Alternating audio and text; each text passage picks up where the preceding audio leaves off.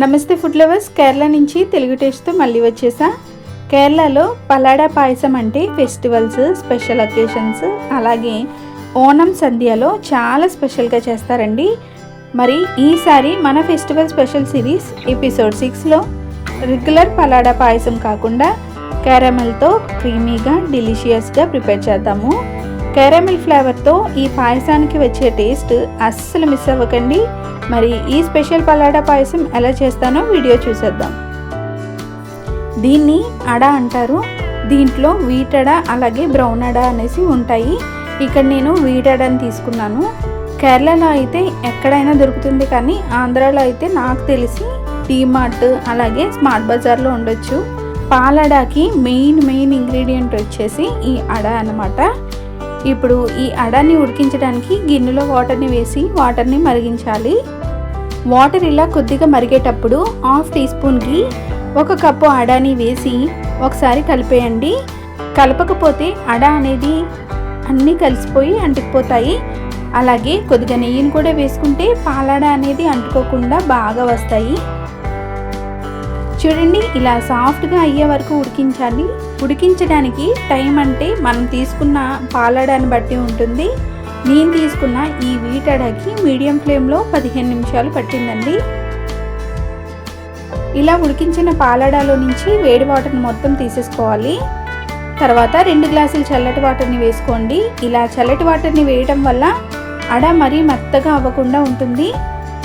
మనం చేసే ఈ క్యారమెల్ పలాడా పాయసం కోసం క్యారమెల్ రెడీ చేసుకోవడానికి అడుగు మందంగా ఉండే కళాయిని పెట్టుకోవాలి. అలాగే 1/4 కప్పు షుగర్ని వేసుకోండి. 1 కప్పు పాలడాకి 1/4 కప్పు షుగర్ అయితే కరెక్ట్గా సరిపోతుంది. స్వీట్నెస్ ఎక్కువగా ఇష్టపడే వాళ్ళైతే 1 కప్పు షుగర్ని తీసుకోండి. ఈ షుగర్ని లో ఫ్లేమ్ మీద మెల్ట్ చేసుకోవాలి. ఇలా మధ్యలో కలుపుతూ ఉంటే షుగర్ ఇలా మంచిగా గోల్డెన్ బ్రౌన్ కలర్లోకి వస్తూ ఉంటుంది. ఇలా అయ్యేటప్పుడు హై ఫ్లేమ్లో పెట్టకండి, క్యారమిల్ అనేది మాడిపోతుందన్నమాట.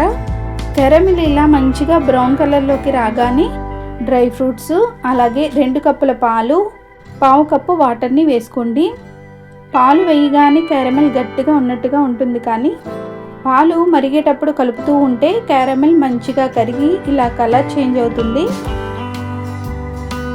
ఇలా క్యారమిల్ అంతా కరిగిన తర్వాత ఉడికించిన పలాడా వేసి బాగా కలుపుకోండి.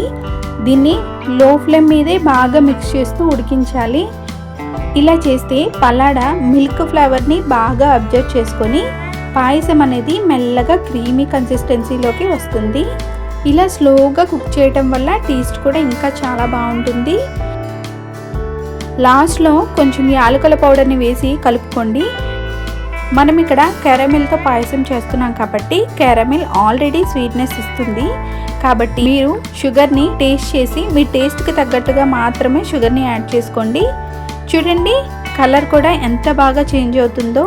మీరు కావాలంటే నెయ్యిలో వేయించిన డ్రై ఫ్రూట్స్ని వేసుకోవచ్చు, కానీ కేరళలో అయితే ఈ పలాడా పాయసంలో డ్రై ఫ్రూట్స్ని ఇలా డైరెక్ట్గా వేసేస్తారు. క్యారమెల్లో మనం కలుపుతాం కాబట్టి ఆ డ్రై ఫ్రూట్ ఫ్లేవర్ కూడా చాలా బాగుంటుంది. యాలకుల పౌడర్ని వేసి 2 నిమిషాలు లో ఫ్లేమ్ మీద ఉడికించిన తర్వాత స్టవ్ ఆఫ్ చేసి సర్వ్ చేసుకోండి. అంతే, మనం చేసిన క్యారమెల్ పలాడా పాయసం రెడీ అయిపోయింది. పలాడా సాఫ్ట్గా క్యారమెల్ ఫ్లేవర్తో మంచి టేస్ట్తో చాలా బాగుంటుంది.